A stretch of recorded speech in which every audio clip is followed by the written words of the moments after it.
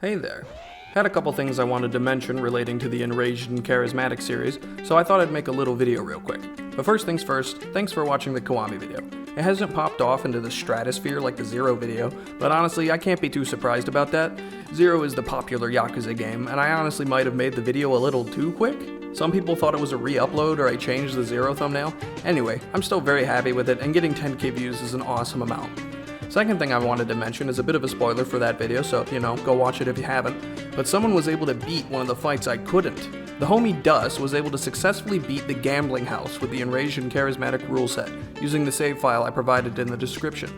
The strategy they found was keeping the enemies funneled using this little lamp and drawer thing, since they both function as walls. So with good gameplay and gut punches, they brought it down to just the two bosses and made it work.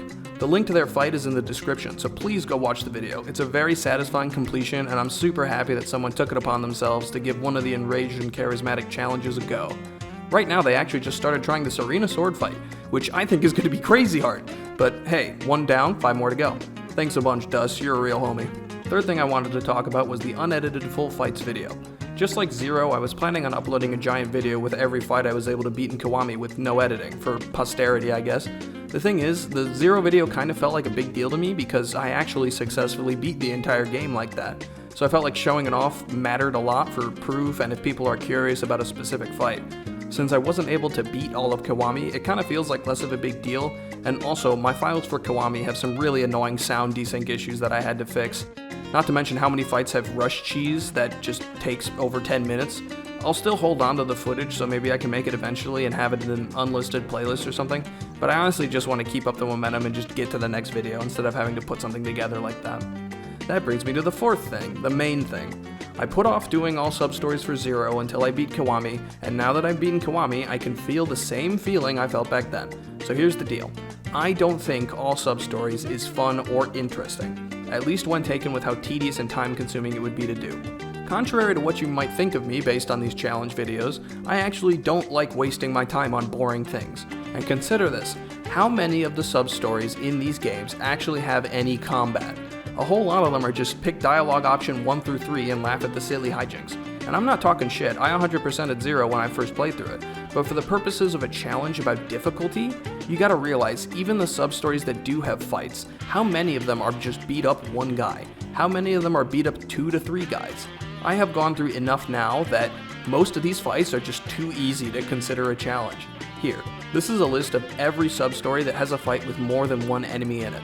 There's also Pocket Circuit, another massive waste of time with 0 fights, and one of the only possible interesting parts of post-game, the real estate and cabaret quests, aren't even part of the Substories. Of course, I would do them anyway, but I know a big thing people are going to want to see is Amon, both of them.